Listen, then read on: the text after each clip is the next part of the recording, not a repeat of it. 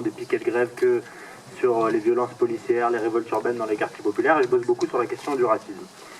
Je voudrais commencer mon propos parce qu'on entend souvent ici et là, dans les débats à gauche, que la question de l'antiracisme serait une question secondaire, que ce serait une question de second plan, une question sociétale, et que finalement lutter contre le capitalisme, ça suffirait à effacer toutes les autres formes de domination.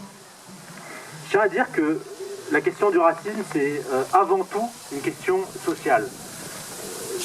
Ça se traduit par des conséquences concrètes sur la vie des gens, c'est-à-dire un manque d'accès à la santé, à l'éducation, des discriminations au logement, des discriminations à l'embauche, et on se rend compte qu'on est racisé, qu'on est victime du racisme, quand on rencontre ces discriminations-là et ces difficultés-là concrètes et sociales.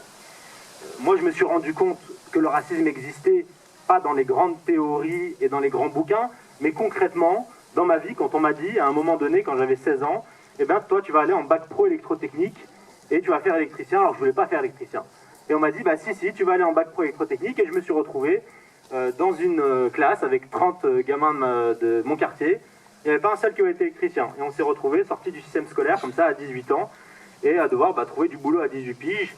Et voilà, la seule chose qu'on nous propose, c'est de bosser le mercredi après-midi en centre aéré pour 40 balles la journée.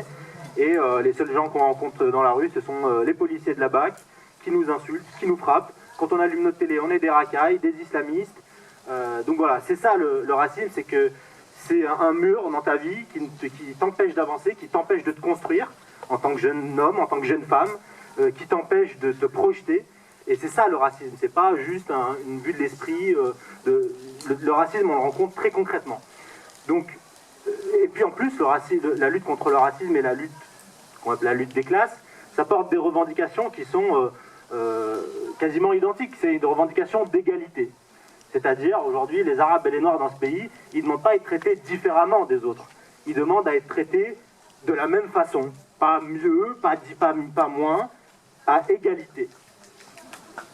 Et donc, c'était juste pour revenir là-dessus, c'est une question sociale. Et d'ailleurs, on ne peut pas combattre le capitalisme si on ne combat pas le racisme et vice-versa.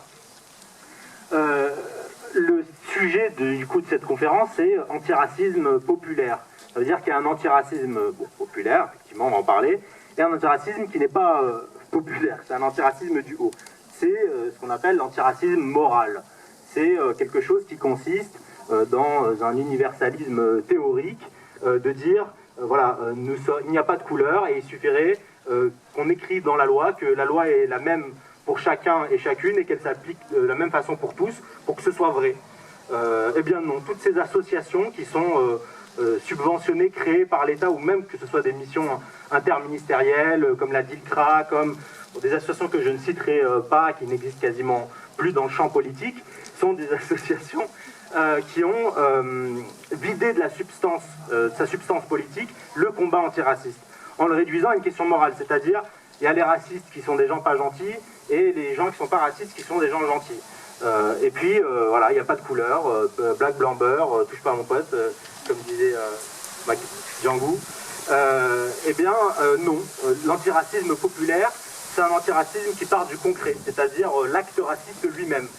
Et cet antiracisme-là, effectivement, il existe depuis les années 50-60, depuis qu'il y a eu cette émergence du racisme envers les grandes immigrations d'Afrique du Nord et d'Afrique subsaharienne, et qui a été récupéré notamment vers les années 80 par voilà, SOS Racisme, la politique des grands frères, le clientélisme, etc., qui ont vidé de la substance politique les revendications d'organisations politiques comme le mouvement d'immigration et des banlieues, comme le mouvement des travailleurs arabes, comme des organisations voilà, qui portaient des revendications très concrètes sur la double peine, sur le vote des étrangers, sur l'accès à la santé, sur l'accès au travail.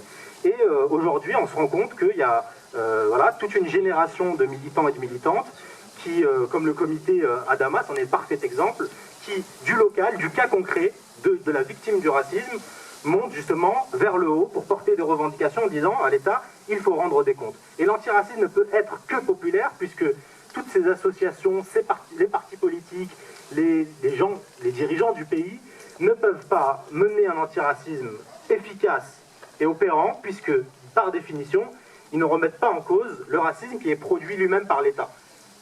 Le racisme qui est produit par l'État, c'est la présence policière, c'est le manque de moyens dans les services publics, dans les quartiers populaires, et ça vient de quelque part, ça c'est pas voilà, créé ex nihilo, ça vient des colonies.